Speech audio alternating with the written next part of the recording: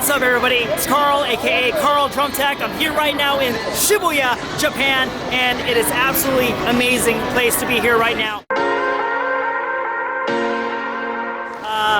This is the world famous Shibuya crossing where the cross paths kind of like cross together, and it's just the sheer volume of people that cross this crossway every single day is just a sight to behold when you see it. Whether it's in the day or the night like it is right now, it's just absolutely buzzing with energy, and I just love being here. I'm right in the thick of things, right in the middle of it, doing this video blog here for you today. And today I want to talk about something that was brought up to me and my friends Huei-Yuan and Gene Abella. I'm sure you've heard of them. They have really big Instagram accounts. Now, a student, brought up this question to us in terms of just like, switching instruments.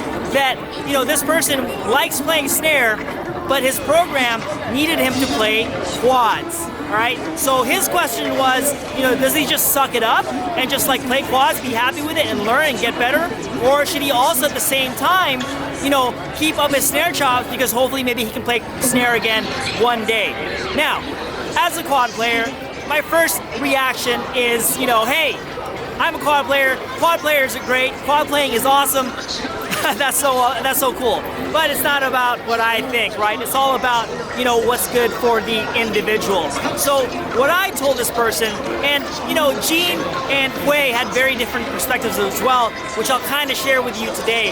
But my overall feeling is that, like, for me, back in high school, I was playing quads. That was my thing, and like, even though I wanted to play snare, I kind of didn't really do that. I just dabbled in it. I played for a parade or two, something like that. But my quad instructor, the great Vern Johnson, the legendary Vern Johnson, who played for Blast, he told me that I should stick with quads. Probably because, he didn't really give me too many reasons. He just told me that stick with quads, and it's probably because he wants me to be good at quads. And if I divert and try something else, I might not be as good. Totally makes sense, and I'm glad that happened because, my proficiency is with the tenors, right, with the quad drums. So, I didn't really focus on any other instrument, and that is my number one specialty. I'm not really good at anything else.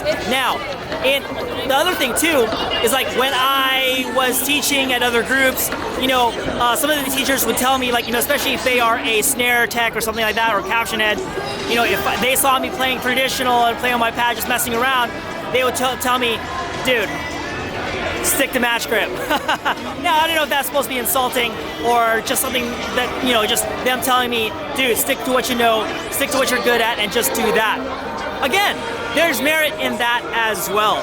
What I'm trying to say is that, for somebody like Huei-Yuan, somebody like, Gene Abella, these guys have such a wide repertoire of things that they can do. Huei-Yuan played front ensemble at Cavaliers. He played snare and front ensemble, so he has both front ensemble and snare experience and is proficient with both. Gene Abella, if you've seen him on his videos, he is so proficient in both tenors, snare, and he's also a music major, so he's really good at the front ensemble element as well. So what is better, right? It's not like Huei-Yuan and Gene Abella are, are lacking in those departments because they're kind of spread out, right? So in their case, it really worked out to have a lot of different kind of, expertise. It makes them better teachers, right? When they put out these videos and they put out these high quality videos, if they're playing front ensemble, playing snare, playing tenors, they just do it at such a high level, and it's so important that they have the experience and the knowledge in all those elements to be able to teach all those things. Now for me, all I can really do is teach quads really well. Now I can be a caption head just like anybody can be a caption head with one specialty, but at the same time it's like I'm not really that qualified to teach snare, to teach bass, cymbal, you know what I'm saying, right? So there's pros and cons in both.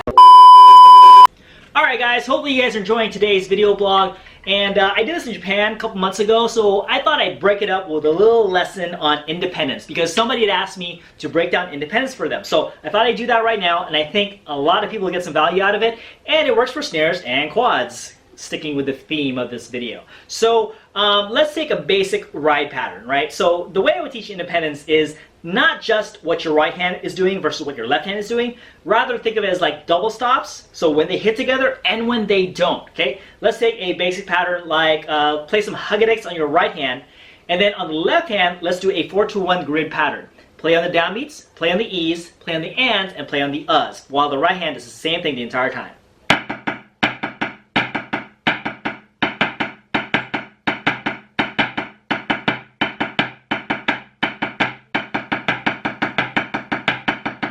Okay, so what about another pattern like this? Let's take a basic ride pattern from an old Blue Devil cadence. Okay, so let's break it down. First note, they hit together. Okay, and then, okay, so it's like a paradiddle, right? They don't hit together. And then finally, okay, so the left hand hits and then a double stop after that. So they only hit together on the first note and then the last note. So break it down like that, break it down really slow, know when they hit together and when they don't, and that is how I recommend you breaking down ride patterns and independence so you can get it faster. But the key is work your way from a slow tempo, work your way up and get comfortable with independence.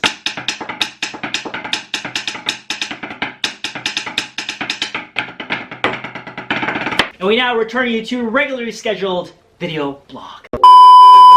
So what I try to tell this individual really is that you have to look at it from the positive side of things, right? So if you are being forced, quote unquote, to play quads, go ahead and take full advantage of that.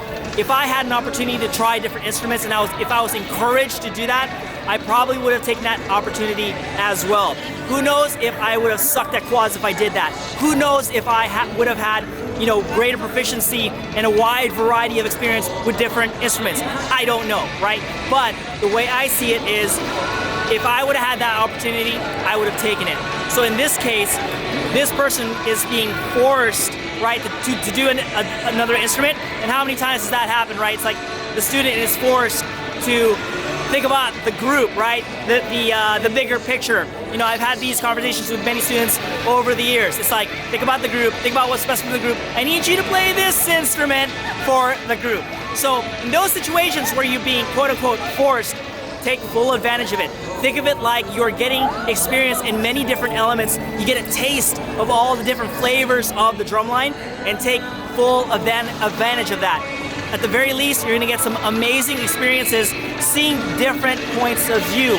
On another level, you get to learn different elements that are very different, but at the same time, they're the same. Let me tell you how they're the same. So for example, right, Huei-Yuan talked about how when he's thinking about the 4-mallet wrist rotation, it's very similar to the snare drum traditional grip rotation. Does that make sense, right? Which is very similar to the bass drum rotation if you use that technique, right?